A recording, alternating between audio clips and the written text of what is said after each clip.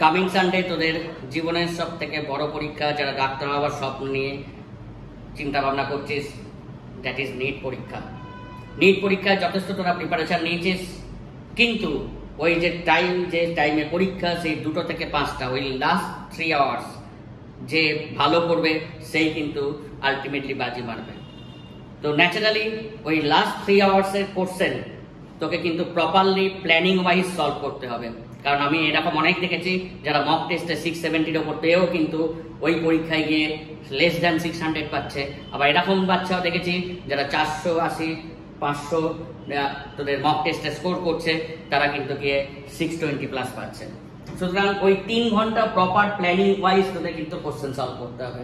আমি একটা সুন্দর প্ল্যান বলে দিচ্ছি, সেটা যদি ফলো করিস তোরা ইজিলি কিন্তু 650 প্লাস পাবি।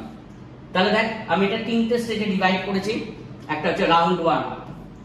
রাউন্ড 1 ক্ষেত্রে 4টে সাবজেক্টের মধ্যে আমার কিন্তু প্রত্যেকটায় 25 করে কোশ্চেন করবো। 100 number of question into 4, that is 400 marks. এই যে 25 করে কোশ্চেন গুলো বলছি, সেগুলো হচ্ছে ইনফরমেটিভ টাইপের কোশ্চেন। বায়োলজি ক্ষেত্রে তো ম্যাক্সিমাম ইনফরমেটিভ টাইপের কোশ্চেনই থাকে, তুই 3 or 4 সেকেন্ড অ্যান্সার করতে পারবি। এখানে ফিজিক্সের ক্ষেত্রেও কিন্তু এগুলো সিঙ্গেল সিঙ্গেল ইকুয়েশন ওয়ালা কোশ্চেন, একদম ডাইরেক্ট স্ট্রেট কাট ইকুয়েশন ওয়ালা কোশ্চেন। ইভেন কেমিস্ট্রির ক্ষেত্রেও এই যে আমরা 400 মানে 100টা কোশ্চেন করলাম, এটা কিন্তু আমরা 1 to 1.5 আওয়ার্স এর মধ্যে আমরা কিন্তু করে ফেলতে পারবো। ম্যাক্সিমাম কিন্তু 1.5 আওয়ার্স, 1 আওয়ার্স এর ক্ষেত্রে যাদের ভালো প্র্যাকটিস থাকবে তারা কিন্তু 1 আওয়ার্স এর নামে যাবে। তার মানে আমরা 400 মার্কসটা কিন্তু সিকিউর করে ফেললাম। 400 মার্কস, তখন দেখবি তোর কনফিডেন্স লেভেল অনেক আপ হয়ে যাবে, ইভেন খুব মিডিও ক্যাটাগরির ছেলেও। এবার আসছি রাউন্ড 2। তাহলে রাউন্ড 2 কি? আমরা আসছে 10টা প্লাস 10টা প্লাস 10টা প্লাস 10টা করে question, that is 40 number of question into 4 marks, that is 160 marks. এই 10টা কোশ্চেন কি? একটু মিডিয়াম ক্যাটাগরির কোশ্চেন, মডারেট টাইপের কোশ্চেন। এই মডারেট টাইপের কোশ্চেন করবার সময় যদি কোনো কোশ্চেন তোর আটকে যায়, তখন কিন্তু আমি 3টে ক্যাটাগরিতে ভাগ করছি, তোরা কিন্তু মার্ক করে রাখবি A B C। এটা কি?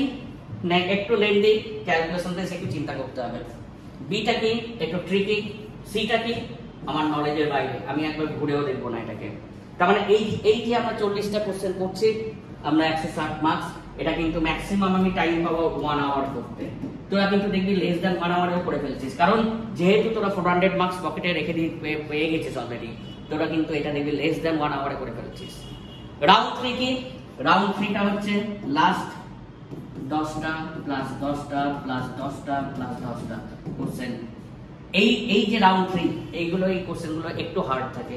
আমি বলবো যে যেহেতু তোদের হাতে এখনো প্রায় হাফ আওয়ার থেকে 30 মিনিট থেকে 45 মিনিট আছে, তার মধ্যে তুই যদি, যেহেতু কনফিডেন্স লেভেল অনেক উপরে হয়ে গেছে, তোরা যদি এখানে 10টা কোশ্চেন করতে পারিস 40টার মধ্যে, তাহলে কিন্তু কাজ শেষ। দেখ, তোর কিন্তু চলে আসছে 600 মার্কস। এবারে তুই যত আরো এখানে এই জায়গাটায় ক্যারি করতে, রাউন্ড 3টা যত বেশি করতে পারবি, তত কিন্তু তোর স্কোরটা আপডেটেড হবে। সুতরাং এটা কিন্তু সবথেকে বেস্ট প্ল্যান তোর কোশ্চেন সলভিং এর ক্ষেত্রে, এবং অনেক সহজেই করতে পারবি। ওকে, আমি আশা করবো তোরা এটা কিন্তু ফলো করিস, তাহলে কিন্তু খুব ভালো স্কোর করতে পারবি।